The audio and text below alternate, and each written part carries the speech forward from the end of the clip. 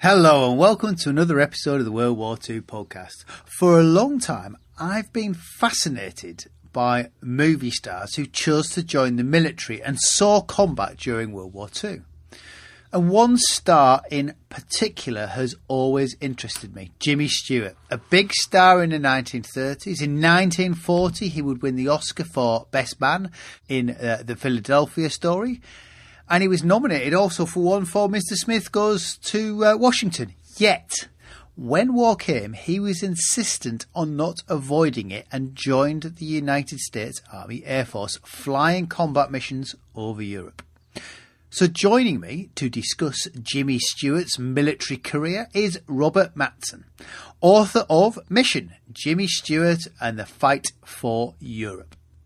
But before I start, I'd like to take a moment to thank all those people who have become patrons of the podcast. They help me find the time to work on the show. I hope you guys find the extras that I make exclusively available to patrons interesting. If you've not already signed up, it's super simple. Go to patreon.com/WW2podcast. By becoming a patron, you commit to $1 or $2 or whatever you would like. In return, you can bask in the rosy glow of satisfaction for helping me fund the podcast whilst listening to the extras that I put out that are history related, but perhaps not specific to the current topic. To find out more, that's patreon.com/WW2podcast. And you'll find a short video of me there waffling on, explaining how it works. So we're going to be looking at Jimmy Stewart. And when we think of him in Hollywood, films pre-war, we have Mr. Smith Goes to Washington, Destiny Rides Again, and post-war, with a slew of cowboy movies and, of course, Hitchcock films. But there is this hiatus during the war years where he gave up acting. So I wonder, Robert, if the place to start is with his family, his upbringing. Was there a history of military service in his family? He was known as Jimbo to his father and Jimmy to his mother. And he grew up in a town very similar to the one that I grew up in, which is why I feel a special kinship to him. He grew up in a little college town in Pennsylvania, sort of rural Pennsylvania. His town was Indiana, PA. My town was California, PA. So both were named after states. I was always embarrassed to come from California, Pennsylvania. I don't know if he was embarrassed or not.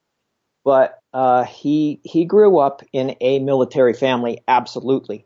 It goes all the way back to the American Revolution. I'm sorry, your guys lost. But in the Civil War, the American Civil War, both of his grandfathers served in the Union Army. His father's father was a sergeant in the Signal Corps and served in the Shenandoah Valley. And one of the generals that he was around, he didn't serve under General George Armstrong Custer, but he served around him and got to observe him. He was in a number of battles. James Maitland Stewart he was a sergeant, and he was there at the surrender in Appomattox in 1865 when General Lee surrendered to General Grant. So, I mean, there was a distinguished service record at the enlisted man level on Jim's grandfather's side. And then on his mother's side, Jim's maternal grandfather was a general. He was a general at the Battle of Gettysburg and one of the real heroes of the battle. And I'm not exaggerating when I say that. He fought at the most contested spot on day 2 in the battle, and that was Little Round Top. He was at the base of Little Round Top. He led this charge and saved the day. And so right there, you have a sort of daunting lineage, this daunting mantle that was put around little Jim's neck because his father's father, his grandfather, Sergeant Stewart, lived into the 1930s. And so as a child, Jim learned about war from his grandfather, from being there, not in storybooks, from being there, from picking bodies up off the field, from holding the line during a Confederate charge. Then Jim's father, who also had that heavy mantle put on his shoulders, served in the Great War as a captain of ordnance. And, the United States entered that war late and was only active for about a year. Jim's father was not on the front lines, but he was close enough. And Jim's father was a very flamboyant man, and he boasted about his service. So when Jim's father went off to war in 1917, he wore his captain's uniform. Jim's mother made Jim a matching uniform. I mean, so already, you know, the pressure is there. Jim is thinking about, someday I'm going to serve. There's no question about it. And so that was Jim's childhood, you know, spent in the shadow of great men. It's funny how it almost bringing up with those tales of daring do and war. Perhaps I was going to normalises it. So when the calling comes, it's less of a difficult decision. That's a very good point. Yeah, you're indoctrinated, sort of. Yeah. So now I can't remember. I've not quite got which way around this, because he almost joins the Navy in 1920, and he goes to university. Which does he? He went to this boys' prep school first, and then he almost joined the Navy, and then he ended up in Princeton. So it was a near miss. I don't think he was ready to serve in a peacetime situation. You know, I think he was almost holding out for the big show. So he instead of going into Navy prep, he becomes an actor, which is just like crazy. But that's what he ended up out of his Princeton career. He did not end up being an architect or an engineer or anything his father wanted. He ended up being an actor, which his father did not want. I suspect most parents won't want their children necessarily to be actors, thinking that the chances are it'll be a life of penury. But the early Stewart, I guess in his early 20s, sort of strikes you as being a man who does not quite sure what he wants to do with university, and he gets a scholarship for architecture. Then he ends up in acting. Now, all this time later, whatever it is, 80 some years later, I mean, how big of a actor, of a celebrity, Hollywood star, that's the phrase I need to use. I'm not sure celebrity was quite the phrase to describe them at the time. How big of a Hollywood star did he become in the 1930s? As you know, the Jimmy Stewart that we recognize today was a very unusual physical specimen. You know, he was this tall, very thin man. And when he was discovered on Broadway after this, you know, he had a journeyman stage career where he started out with one line, and then it's the old story. Then he comes to Hollywood, and they don't know what to do with him because he's 6'4" and 140 pounds. You know, it's just like it looks like he's coming out of a concentration camp all the time because he can't put weight on. It's just not in his biological makeup. So he works his way up through Hollywood through the 1930s, first playing killers, or brothers of killers or boyfriends. And by the end of the 1930s, he is a star. He has forged this unique place in Hollywood as sort of the boy next door, who uses his intellect to overcome impossible odds. And that's basically, you know, the plot of Mr. Smith Goes to Washington, which he made in 1939. At the end of the decade, that really brings him to the forefront as a star. So by 1940, when Hitler invades Poland, Jimmy Stewart is known across the country and in all the fan magazines. How does he enlist? How does he get into the army? Is he drafted, or does he volunteer as to the army, the military? Does he volunteer, or is he drafted? Well, after all of his planning and preparation to enter the military, you know, he buys this plane. He logs hours and hours and hours and hours flying this Stinson private plane, single engine plane, because that's the kind that the Army uses. So he's clearly, through the later 1930s, wants to be in the Army. He's drafted, and he's happy about it. You know, he was in the first call-up when it looked like America was heading toward war, and he had a very low draft number and was, you know, he called it winning the lottery. And so he tried to report and was deferred at first because he was so severely underweight. Nothing he could do about that. And it looked like he was going to be 4F, which infuriated his father. You know, he was going to not be able to serve because he didn't meet the physical constraints. But in the first of many times when Jimmy Stewart outwitted an adversary, he got the doctor to write a letter that said, this man's really healthy. He's just very thin. It's a family trait. I certify that he is fit for service. And I found that in his personnel file. And I thought, wow, that's what you get when you're a movie star. You can influence your way into the military if you want. There is a story of him going to the studio strongman, isn't there, and trying to beef himself up as well. Yeah, and that didn't work. He almost made this bodybuilder who was in charge of conditioning at MGM cry because he couldn't, no matter, eat steaks, drink milkshakes, drink a lot of milk, do all these things. Nothing worked to put weight on Jimmy Stewart. Now, you've highlighted the fact that he could already fly, and as you say, it was almost like he was steering himself into the Air Force pre-war. He sort of knew where he wanted to be. When he joins up, does he have that choice, or do the military want to stick him somewhere? I'm not sure if the military, how much the military wanted Hollywood stars in their midst. Well, there was quite a mixed bag for the military and for Hollywood when the stars started to go to war. But he had his cap set for the Army, and because he did a little bit of influencing and because he reported the way he wanted to report, he did end up in the Army. He wanted to be in the Army Air Corps, and that's where he ended up. Did Hollywood want him there? Because he's under the old studio system. He's valuable real estate. Did they want him serving? He was property of MGM Studios, which was the biggest American studio and the most prestigious. And Louis B. Mayer did not want him to serve.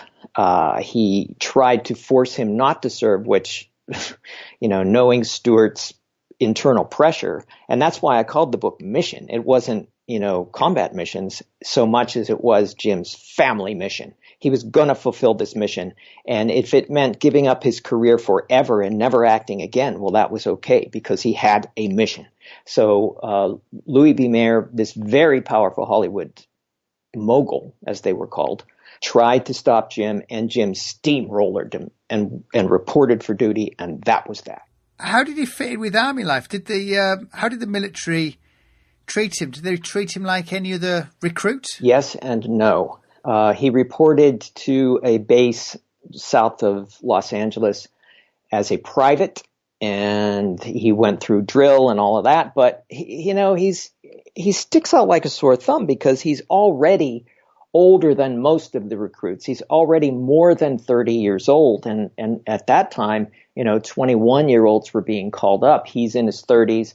There were all ages around him. But when you're 6'4", 140 pounds, just won an Academy Award, you're going to stick out. And so as much as they, taught him drill and he became a corporal and led a squad, he still was Jimmy Stewart. So he was Private Jimmy Stewart, then he was Corporal Jimmy Stewart. And then the first challenge he faced inside the military was when he was assigned to the motion picture unit at Wright Airfield, which was in Ohio. He was supposed to make training films, and that was going to be what he did for the war. And that infuriated him. And so as an enlisted man, he went to the base commander where he was at Moffett Field in California and said, "Don't make me go there. I don't want to go there. I want to fly." If you can imagine, in any military, anywhere in the world, if you are at the lowest rung and you go to the commanding officer and you exert enough influence to get your orders changed, that's unusual. And so, that's the double-edged sword of having Jimmy Stewart in the military. You got a very competent man and a very competent, mature flyer, but you also got somebody who was going to get his way. Well, it did. I suspect, in many instances, he's probably older than many of the officers who were immediately in charge of him. That's true. Through most of the war, yes. The combat officers that he reported to were, in most cases, younger than he was. Now, he is accepted for combat flight training. Presumably, at 6'4", that excludes him from fighters and puts him into bombers? Absolutely. That's right. And he had a hard time in B-17s because, that cockpit's pretty cramped. But yes, he was too old also, to be flying fighters really, because, you need those instant reflexes. When you're over 30, you don't quite have that anymore.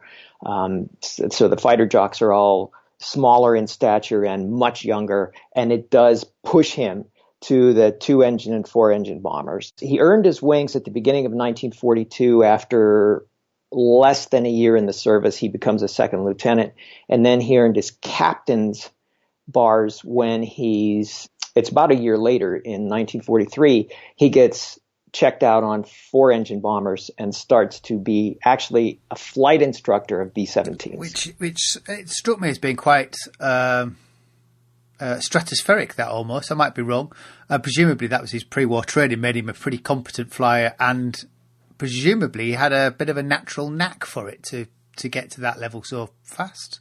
Or is that not unusual? No, that's absolutely true. He had been fascinated with flight since he was 12. He bought this plane in the mid-30s. He logged the hours. He was so far ahead of a lot of the other flyers that entered service at that time. So yeah, he not only was ahead of the game, he was a very good flyer, and his maturity really paid off at this point too. I sort of got the idea at this point as well. The military sort of almost don't know what to do with him, which is why it's slightly convenient to give him a training role, because they're not completely sure if they want to send him into foreign operational postings. Would that be fair? What good can happen there?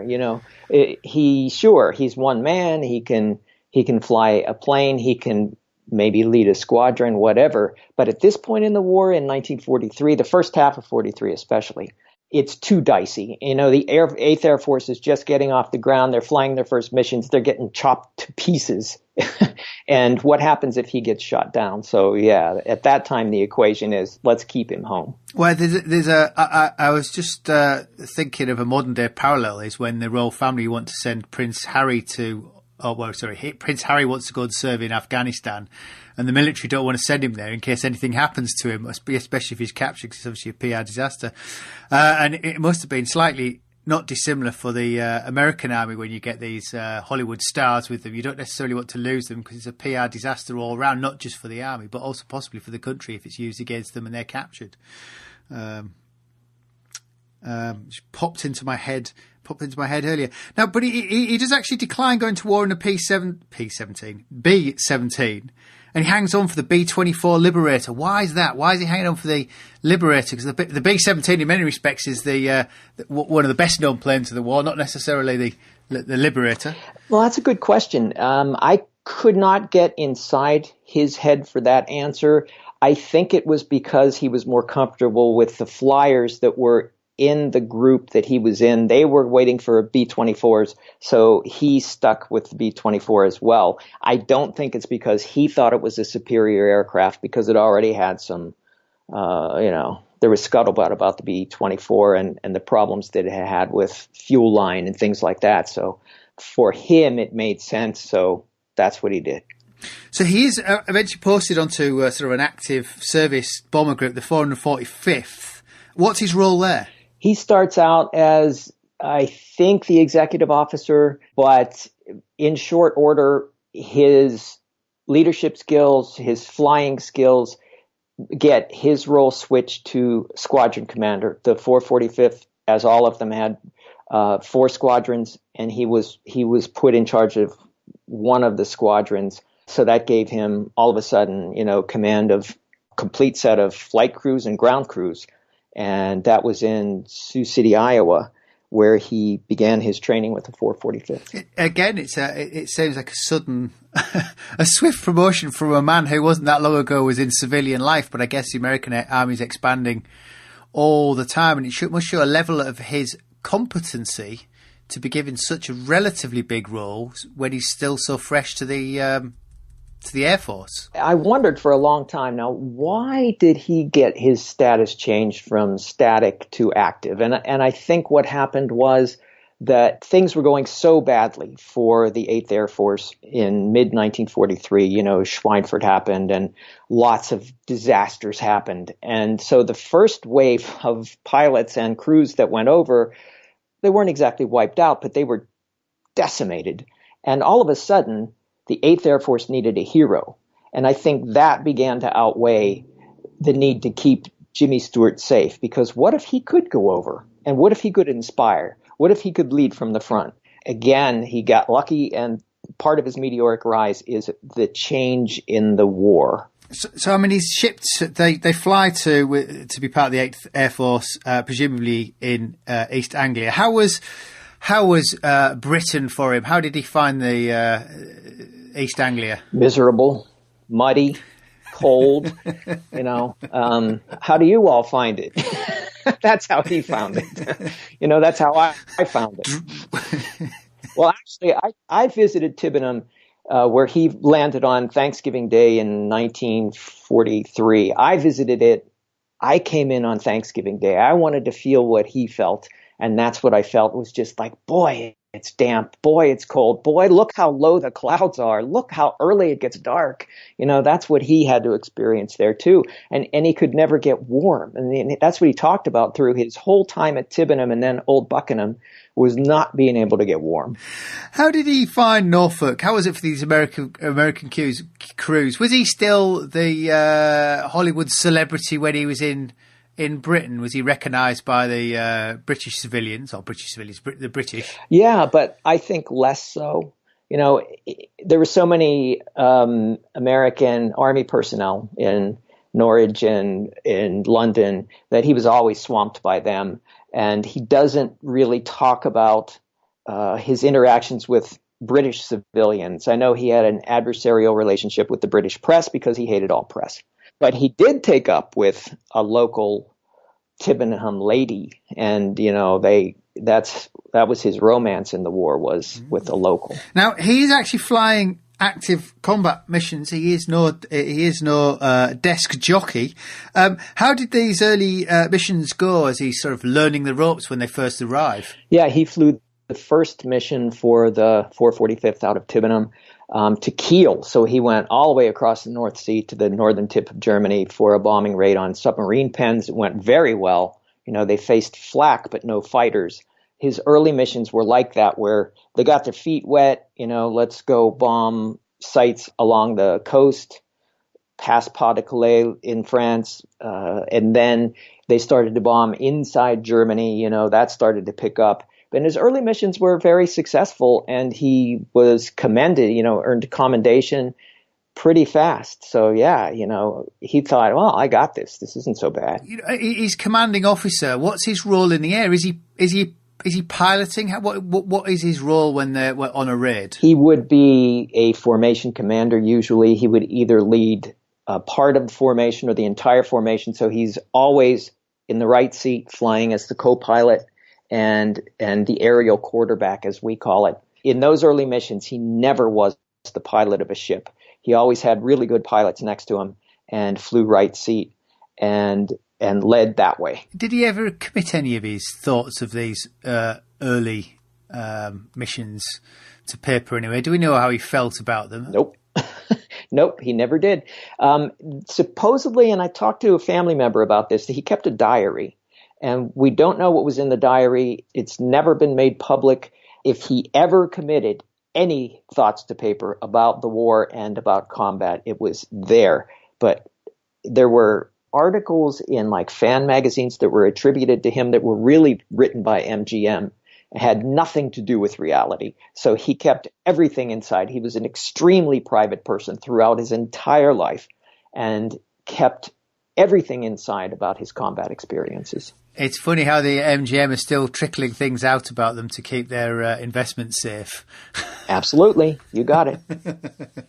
Now, at one point, he's promoted once again. This had to be a major, but he refuses it. Yeah, because he was singled out for, a particular mission here or there where he displayed extremely good leadership.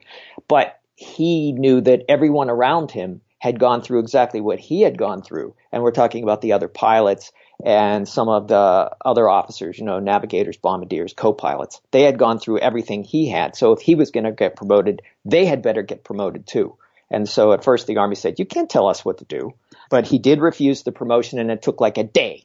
And everybody else, that he wanted promoted was promoted along with him. I think that's a wonderful story. It comes back to, again, it's quite difficult when you've got someone, you know, almost more famous than the army to who disagrees with you and can get their way, has different channels for getting their way. Yeah, it's sort of like the army had a tiger by the tail. No, he isn't spared, is he? He has some pretty intense times. They took part in what I know it was the Operation Argument.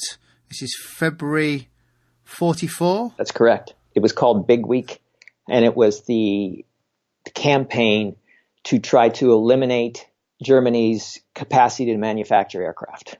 So they were going after the aircraft industry in its various forms. There was a set of missions from February 20th to the 26th, and he led the first mission of Big Week, and that was, I think it was to Brunswick, and that was a big success. And then a couple of days later, there was supposed to be a mission on the 22nd to Gotha, and that one was scrubbed because of weather. They had picked this week because the weather was supposed to be good over Europe, but that day the mission was scrubbed. Then on the 24th, he was not flying on the 24th, and the mission to Gotha turned out to be a disaster, a bloodbath. More than half the planes put up by the 445th that day were lost. And then he led a mission the next day to finish the job at Gotha, and that was one mission too many for him. They give him a break after that, as he got to that point where he needed a rest. Yeah, this was like his 10th mission, something like that. And it was brutal. The fighters on the flak that day were outrageous, you know, and his plane took an 88 shell in the flight deck, and it blew a hole between his feet, and his map case went out the hole. And so for the duration of that mission, then they lost an engine. I mean, you know, everything that could go, it's like a Hollywood movie, what happened to him that day. And his plane limped back. And after that, he went what they call Flack ABI, which a lot of guys did. And it was from the strain of these missions, leading these missions, making these decisions for all these flyers around him and behind him. Flyers he couldn't even see because he was at the front of formations.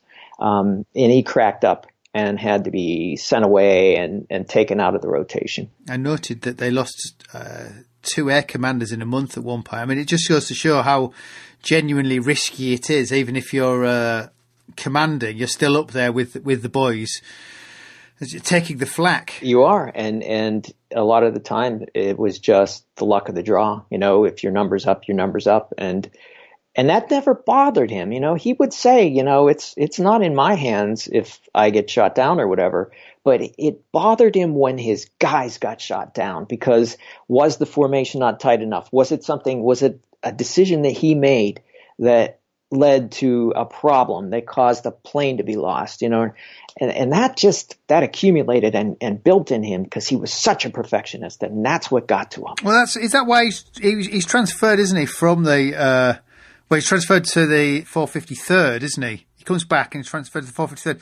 Is this idea of him being a perfectionist one reason why he was transferred there to that unit? Because they'd been suffering rather badly, hadn't they? Yeah, they had. And their leadership wasn't deemed to be as strong as the leadership in the 445th. And because Jim had this great record as a leader in the air and on the ground, he was sent, and it was just up the road, like 6 miles, 10 kilometers, just to Old Buck, and to become their operations officer and right-hand man to a new commanding officer there. And part of it was, let's get him out of the air so much, because he's not what he was. He was never again the flyer he had been in those first 10 missions. I'm right, so he concentrates on drilling them into a formation. Did this have any effect? Well, under his stewardship, did their casualty rate fall?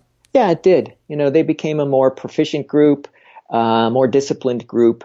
And this was leading up to the missions around D-Day. So he's transferred there at the end of March, I believe, in 44. And then pretty soon the missions go from strategic bombing of Germany to tactical missions where you hop over the channel and you bomb, you know, a railroad yard here or a bridge there. And so he was on the ground most of the time now. He's flying very few missions, like a couple a month at the most. But then by D-Day, he's promoted yet again, this time to Lieutenant Colonel, and posted to HQ as Operations Officer. So what does that entail? Have they completely taken him out of the air by that time? Yeah, pretty much. Yeah, for the entirety of the run-up to D-Day and then D-Day itself, he's on the ground, where he's really the most important, where he's the most critical. He's planning, he's sending crews up, he's briefing them. He's very good at briefings, and it's because he's a communicator. He's a Hollywood star. He can make it very clear, and he can keep men's attention on the map, on the numbers, to get them in the air prepared. And so yeah, that's where Lieutenant Colonel Stewart really came in handy. His meteorite rise. Now, I make a note that his final mission is in March 45. I think his final flying mission. And after that, it suggests that he just takes a break from flying. I mean, that's so close to the end of the war, that's not particularly difficult to do. But what happened on that mission? I love that mission. This is the coolest mission to me of all, and it's his last mission, and it's to bomb one of the two Me-262 speed bomber bases. This one is in Aachen, Germany. It's kind of dicey because if those 262s get off the ground, it's going to be trouble for his formation. So you got to catch them on the ground, and they do. They catch them on the ground, but the problem is that Jim loses perspective on his various groups that are bombing, and two of his groups almost collide in the air. And the mission is a success. They bomb the base, and they return, but it's almost a catastrophe. And when the pilots land, you can see it in their after-action reports, the combat mission reports, that they're grumbling. This was almost. So it was decided then that Jim is too shaky. Let's just keep him on the ground for the duration, because, as you say, it was so close to the end, and that was his last mission. Yeah, and he does end the war again. As a full colonel. Does he come? I mean, as the war closes, does he think he's going to get posted to the Pacific, or does he choose to leave the army? Well, yeah, I mean, that was up in the air for a while. Is everybody going to be moved over to the Pacific? He was actually put in charge of the 2nd Combat Wing for returning everybody home. So, I mean, he was ensconced there through the summer, and then the war ended. So then his decision was, what do I do? Do I return? Do I stay in the army? And it became clear that there would be no place for him in in the Army Air Forces as it was then. So he returned home and decided pretty fast that he was going to stay in the Air Force Reserve that was just being created. Now, does he think he's going to go back to Hollywood? Does he think Hollywood even have him? After being out of sort of circulation for so long? So you tell me. So you look at there's a side-by-side set of pictures there in the book, and I know you must have studied it. I have, repeatedly. Yeah, and isn't it shocking, because you see this young man, with this full head of hair and this, eager look, this grin on his face in 1942, and then you see this old man in the middle of 1944, which is right around the time of D-Day, and the D-Day right after D-Day. And you see how much he aged in the service, and now he's going back to Hollywood, which then as now is a place for young, vibrant people. And so he didn't know what he was walking back to. He didn't think he could still be a star. He even joked about, well, the only role I can get is as Mickey Rooney's grandfather. He was a grim realist about what he was facing going back. It's a funny picture because he's very baby-faced in the as he goes in 42, and he comes out looking surprisingly chiselled, as you say, with slightly receding hairline. But what I hadn't realised was that his first film after the war was It's a Wonderful Life, Capras' It's a Wonderful Life, which might not have done well at the time, but subsequently is done exceptionally well. But I'd wondered if he chose that film or if that film chose him, because it somehow seemed fitting as it follows a man on a journey to serve his community. And I wonder if perhaps he recognised those parallels. Well, it's lovely Monday morning, second guessing to say so. But no, I don't think so. I think the picture chose him because he didn't really have any other alternatives. It's funny that his best friend, Henry Fonda, comes back from the war and he makes My Darling Clementine. And Fonda actually tried to get Stewart into that picture. And John Ford said, the director said, Jimmy Stewart in a Western, that's the most ridiculous thing I ever heard of, if you can imagine, because, Jimmy Stewart had a Western career after that. So Jim couldn't find work.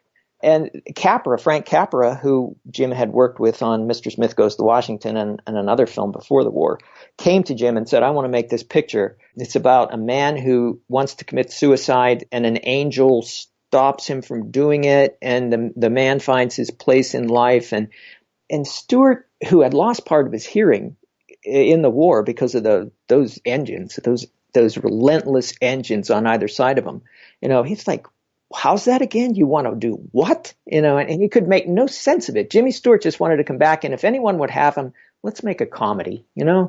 The first time he's offered this over a dinner meeting in a restaurant, he gets up and walks out because he can't deal with it. He's suffering PTSD at this time. I mean, he's in a rough place in his life, and Capra wants to make this crazy picture.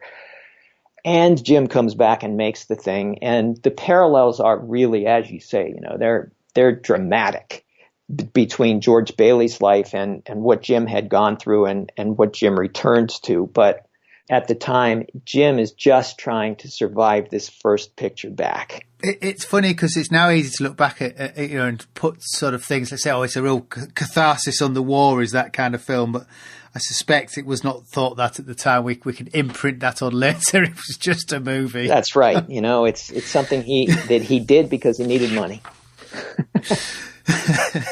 So I'm conscious of time, so I need to let you go. You've a new book. What's the elevator pitch for the Dutch girl? It's Audrey Hepburn in the Second World War, isn't it? It is. Thank you for mentioning it, Angus. This is the untold story of Audrey in the war and what she endured, her work on behalf of the Dutch resistance, that she was loath to talk about in many cases, and the fact that both her parents her father was a Nazi agent who spent the war in prison in England, and Audrey's mother was a Dutch baroness who was a Nazi sympathizer who had met Hitler in 1935, went to one of the Nuremberg rallies, and had a hard time after the war because of those early Nazi sympathies, and it created a secret that Audrey had to lug through life all the way to her death in 1993. Did Hepburn grow up? Where was she during the war? In Holland? She was in Holland at the most magical place you could be in Holland if you're a World War II buff, Arnhem. Oh. She was there for the Operation Market Garden. Yeah. Wonderful. I hadn't actually realised she was Dutch, to my ignorance. Audrey Hepburn doesn't sound very Dutch, but that's not to say. Is that a real name? She was a von Heemstra, which is a Dutch noble family, and her mother was Ella von Heemstra. Her father claimed to be a relative of a Hepburn, and Audrey's mother thought, "Oh, that's a cool name. Let's use that." So that's how that happened. That's how that happened. Well, Robert, I'll let you go. Thank you for talking with me. Listeners, if you want to read about Jimmy Stewart's wartime experience, the book is Mission, Jimmy Stewart and the Fight for Europe by Robert Matzen. I will, as ever, put a link on the website. One thing that has occurred to me whilst putting this together: there are plenty of British film stars who served in the war. Richard Todd fought on D-Day and played one of his senior officers in the film The Longest Day. But are there any British pre-war film stars who joined the army and saw combat? I'll leave that with you. If you think of anyone, get in touch on the Facebook page and let us all know. Just search WW2 Podcast on Facebook. Well, that's all for this episode. I'm Angus Wallace, and thanks for listening.